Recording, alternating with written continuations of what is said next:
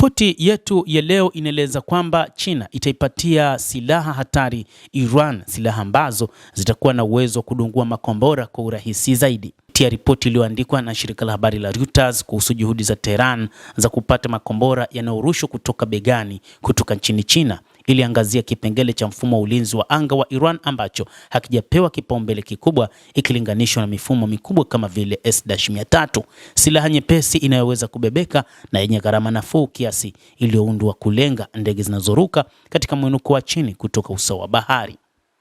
Reuters imeripoti kinukuu vyanzo vinavyotajwa majina kwamba Iran imetia saini mkataba wa thamani ya dola milioni 60 hadi 70 kwa ajili ya kununua mifumo 300 hadi 400 ya ulinzi wa anga inayoweza kubebeka na mtu mmoja, ikiwa ni pamoja na makombora ya China aina ya QW-12 na FN-15, huku ikiongeza kuwa shehena ya kwanza inaweza kuwasilishwa kupitia Pakistan ndani ya wiki chache. China kwa sasa inatajwa kwamba ni moja kati ya mataifa ambayo yametoa silaha nyingi nchini Iran, licha ya kwamba imekataa kupeleka aina yoyote ya silaha nchini humo. China ilielezea ripoti hiyo kuwa haina msingi wowote, na jeshi la Pakistan lilielezea madai hayo kuwa nchi hiyo ilihusika katika usafirishaji wa silaha hizo kuwa ni ya kubuni na ni ya uongo. Lakini inatajwa kwamba China imesafirisha silaha nyingi kupitia Pakistan kuipatia nchi ya Iran. Hata hivyo, hii si mara ya kwanza kwa suala la juhudi za Iran kupata silaha hizi kuibuliwa na kujadiliwa. Mnamo mwezi Februari mwaka huu, gazeti la Financial Times limeripoti kuwa Iran ilikuwa imetia saini mkataba wa siri wenye thamani ya euro milioni 495 kwa ajili ya kununua vifaa vya kurushia makombora karibia 500 vya aina vya VRBA na makombora 2500 kutoka nchini Urusi. Inasemekana mkataba huo ulitiwa saini mnamo Desemba mwaka 2025 katika kipindi kati ya vita vya Ukraine na Iran, na ingawa vyanzo rasmi havikuthibitisha habari hizo, zimeripotiwa sana katika vyombo vya habari huko Iran. Mnamo Juni mwaka 2026, Wizara ya Fedha ya Marekani iliweka vikwazo watu binafsi na makampuni ambayo ilisema yalisaidia ununuzi wa silaha kutoka China kwa ajili ya kikosi cha wanajeshi wa IRGC na Wizara ya Ulinzi ya Iran. Wizara hiyo ilisema kuwa mitandao husika ilikuwa ikijaribu kununua silaha, ikiwa ni pamoja na mifumo ya ulinzi wa anga iliyoweza kubebwa na mtu mmoja au makombora yanayorushwa kutoka begani. Jitihada za Iran za kupata mifumo hii zilianza miongo kadhaa iliyopita.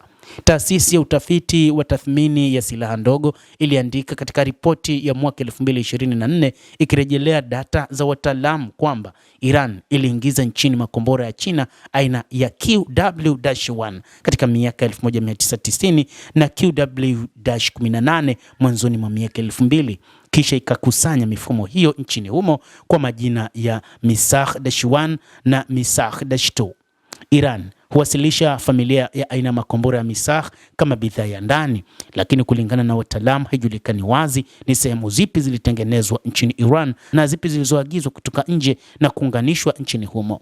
Manpads nazo pia zipo nchini Iran.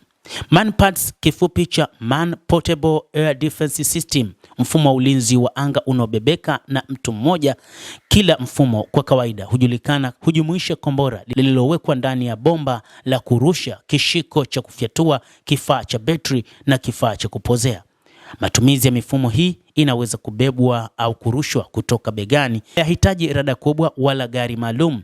Timu ndogo inaweza kupelekwa karibu na viwanja vya ndege, njia za kuruka ndege, maeneo ya juu au maeneo ya siri, na kuondoa eneo hilo haraka baada ya kurushwa kwa kombora. Mfumo mpya wa Manpad wa China unaweza kuongeza kwa kiasi kikubwa hatari kwa kushughulikia helikopta za Marekani na Israel na pengine hata ndege za kivita zinazoruka katika urefu wa chini. Kulingana na wachambuzi, wanasema mifumo hii ina uwezo bora zaidi wa kutofautisha kati ya ndege halisi na vifaa vya kughushi vinavyotoa joto kulinganishwa na mifumo ya zamani, lakini kimsingi inatishia ndege zinazoruka katika urefu wa chini ya futi 15,000 sawa na mita 4,500.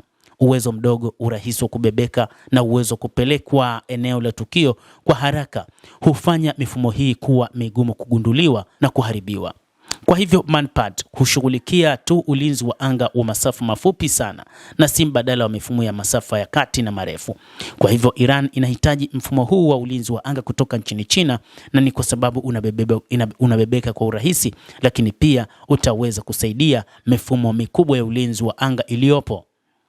Aidha, mfumo huo unaweza kufungwa kamera ya kuona usiku, hivyo kuruhusu kutumika kwa ufanisi zaidi katika mazingira ya giza au mwanga. Ripoti rasmi za Iran zinaonyesha kuwa makombora ya Misah yametumika mara nyingi katika mazoezi ya awali la jeshi la kawaida la jeshi la Iran IRGC. Moja ya madai mahususi kuhusu matumizi ya kivita ya makombora ya Misah yanahusu operesheni ya Marekani katika uwanda wa Mahayar huko Isfahan wakati wa vita vya hivi karibuni. Moja kati ya tukio ambalo linatajwa sana na jeshi la IRGC ni namna walivyotumia makombora haya ya Misah katika kushambulia ndege za Wamarekani ambazo zilikuwa zikishambulia huko katika eneo la Isfahan. Tukio hilo lilikuwa sehemu ya operesheni ya Marekani ya kuokoa wafanyakazi wawili wa ndege ya kivita aina ya F-15E ilipoangushwa nchini Iran mnamo tarehe 3 Aprili 2026, na operesheni ya Dasht-e Mahyar ilifanyika kwa lengo la kuwaokoa marubani wawili wa ndege hiyo ya kivita F-15 ambayo baadaye Donald Trump alithibitisha kuwa ililengwa na kombora la Iran la kurushwa begani. Endelea kutufuatilia, lakini usisahau kulike, kucomment, kadhalika kusubscribe channel yetu hii ili upate habari hizi kwa mapana kupitia The World News. Naitwa Damu Hussein, endelea kuwa nasi wakati wote, endelea kutufuatilia.